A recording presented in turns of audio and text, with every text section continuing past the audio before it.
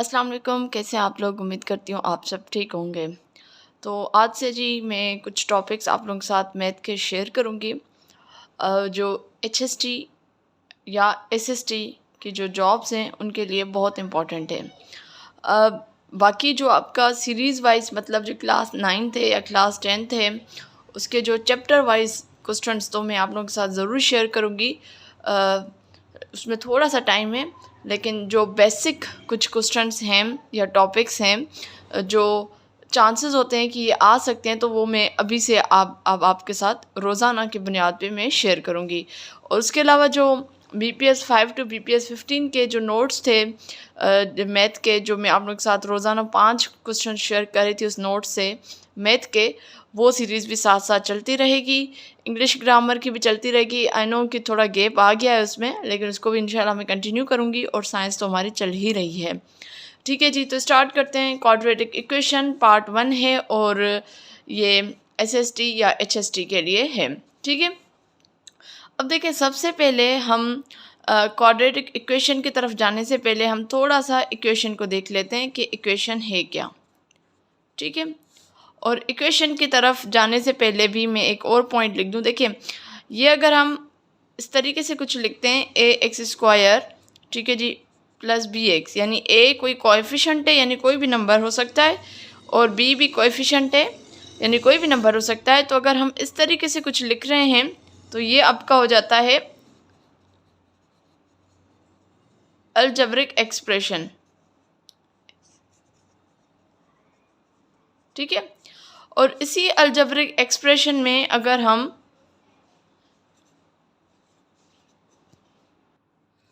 तो जब हम किसी भी अलजेब्रिक एक्सप्रेशन में हम इक्वल की साइन दे देते हैं, इक्वल की साइन के बाद कोई भी नंबर दे देते हैं, जैसे 0 या 1, यानी इक्वल की साइन के बाद इस इक्वल की साइन आ जाए तो वो बेसिकली आपकी इक्वेशन बन जाती है। याद रखें, किसी भी अलजेब्रिक एक्सप्रेशन में जब भी इक्वेशन की साइन आ जाए तो वो इक्वेशन हो जाती है। देखिए, ये जो किसी भी जॉब के लिए कोई हम टॉपिक कवर करते हैं तो उसमें बहुत सारी ऐसी इन्फॉर्मेशन होती है जो अगर आप इंटर फर्स्ट ईयर के 9-10 के स्कूल गोइंग या कॉलेज गोइंग स्टूडेंट हो तो आपको तो डेफिनेशंस याद रखनी है, सब कुछ याद रखना है ना। लेकिन जब आप किसी जॉब के लिए पढ़ते हैं तो आपने जो कंटेंट है उसको फ़िल्टर करना होता है। अच्छा, ये इंपॉर्टेंट है, ये इस तरीके से इसका सवाल आ सकता है। तो यहाँ पे मैं आपको कोई ये नहीं कहूँगी आप डेफिनेशन का रट्टा लगा दो, नहीं, आप बस थोड़ी सी बेसिक चीज़ें समझ लो। ठीक है जी, तो ये तो हो गया इक्वेशन। अब क्वाड्रेटिक इक्वेशन हम किसको कहते हैं? एक एक्सप्रेशन में लिख रही हूँ, यानी एक इक्वेशन में लिख रही हूँ, सेम जो मैंने ऊपर लिखी है, ax² plus bx plus c is equal to 0। ये जो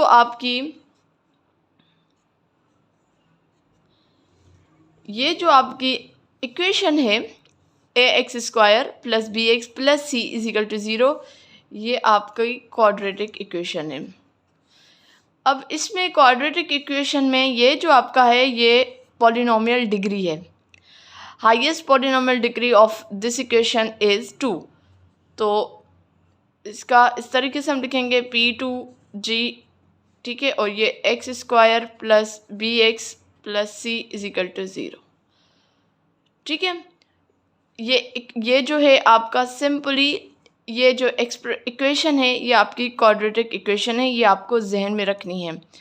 ax² plus bx plus c is equal to 0। ठीक है जी, अब ये तो आपने बेसिक चीज़ें आपने जहन में रखनी हैं। इसकी वजह से एक डेफिनेशन होती है, आई डोंट थिंक सो कि उसको मैं यहाँ पे आपको बताऊँ, बस ये याद रखें जो इसकी पॉलिनोमियल डिग्री होती है वो 2 होती है। ठीक है, अच्छा, एक अक्सर सवाल होता है कि आपके पास एक क्वेश्चन होता है, मैं वो लिख रही हूँ यहाँ पे। ठीक है, जैसे 3x² plus x is equal to 1। अब ये एक इक्वेशन है, इसको आपने क्वाड्रेटिक इक्वेशन की फॉर्म में लेकर आना है। यानी क्वाड्रेटिक इक्वेशन की फॉर्म का मतलब क्या है कि हमारे पास जो क्वाड्रेटिक इक्वेशन होती है वो इस तरीके से ना, ax² plus bx plus c is equal to 0। a या b या c, ये कोई भी आपका एक कोएफिशिएंट होता है, यानी कोई नंबर होता है। अच्छा, एक यहाँ पे पॉइंट मैं भूल गई थी, ये जो है ना आपका a should not be equal to 0। A जो है वो इक्वल टू 0 नहीं होता, ठीक है। ये पॉइंट आपने सबसे पहले याद रखना है। अच्छा, अब अगर हम इसमें देखें तो इसमें ए आपकी क्या है, 3 है। इसमें ये जो है आपकी बी है, तो बी क्या है, कुछ भी नहीं, मतलब 1 है। और ये जो है आपका नंबर है सी, यानी कोई नंबर, ये आपका 1 है। लेकिन इसमें क्या है, ये इस तरीके से लिखा हुआ है, a x square plus b x is equal to c, इस तरीके से लिखा हुआ है। जबकि हमें इसको इस फॉर्म में लेकर आना है जो मेन क्वाड्रेटिक इक्वेशन की फॉर्म है। तो हम इस नंबर को मैं दोबारा इक्वेशन को लिख रही हूँ, 3x square plus x is equal to 1। आपने क्या करना है, ये 3x स्क्वायर उधर रखना है, प्लस एक्स भी उधर, ये प्लस का 1 है, इधर जाकर माइनस का 1 हो जाएगा, और ये इक्वल टू 0। ये आपका क्वाड्रेटिक इक्वेशन की फॉर्म में आ गया, ठीक है। अक्सर जो है ना आपके पास MCQs आता है कि आपको एक इक्वेशन दी जाती है, लेकिन वो क्वाड्रेटिक इक्वेशन की स्टैंडर्ड फॉर्म में नहीं होती। तो आपको क्वेश्चन में कहा जाता है कि आप इसको स्टैंडर्ड फॉर्म में लेकर आएँ। तो आपने जिस तरीके से मैंने इसको लेकर आई हूँ, तो आप इस तरीके से करेंगे। इसके डिफरेंट तरीके और भी मतलब क्वेश्चंस होते हैं, वो मैं आपके साथ शेयर कर रही हूँ। अच्छा, अब ये एक और क्वेश्चन है, देख लें, 2x plus 7 is equal to x square. तो स्टैंडर्ड फॉर्म में लेकर आना है इसको ना। अब स्टैंडर्ड फॉर्म क्या है क्वाड्रेटिक इक्वेशन का, ये ना x square plus b x plus c is equal to 0। अब एक्स स्क्वायर, तो ये आपका क्या हो जाएगा, ये आपका हो जाएगा जी, क्या हो जाएगा, ये आपका ए एक्स ही हो जाएगा। ये क्या हो जाएगा आपका ए एक्स स्क्वायर। तो ये यहीं रहेगा, कभी भी इसको माइनस में नहीं लेकर, अगर इसको मैं इधर लेकर आती तो ये आपका माइनस में हो जाएगा। हम इसको माइनस में नहीं लेकर आएंगे, तो मैं इसको यहाँ पे दोबारा लिख रही हूँ, 2x plus 7 is equal to x square. तो एक्स स्क्वायर उधर ही रहेगा, उसके बाद बी एक्स है यानी 2x, तो ये इधर प्लस का है, इधर जाकर माइनस का हो जाएगा। 2x इधर हम लेकर आ रहे हैं ना, इनको सबको इधर लेकर आ रहे हैं, इसको भी और 7 को भी। तो minus 2x minus 7 is equal to 0। तो ये आपने स्टैंडर्ड फॉर्म में इसको लेकर आए हैं, ठीक है। एक और क्वेश्चन मैं आपके सामने रखती हूँ जो अक्सर आता है, 4x minus 1 is equal to x square. अब आपने इसको स्टैंडर्ड फॉर्म में लेकर आना है। सबसे पहले आप इस ब्रैकेट को सॉल्व करें, 3 4 12x minus 3 1 3 is equal to x square. अब आप इसको स्टैंडर्ड फॉर्म में लेकर आएँ, अगेन इनको आप इस तरफ लेकर जाएँ, यानी एक्स स्क्वायर ये माइनस है not plus, minus 12x plus 3 is equal to 0, यहाँ पे x आएगा, ठीक है जी। तो ये इसका एक सिंपली स्टैंडर्ड फॉर्म में हम इसको लेकर आए हैं, ठीक है।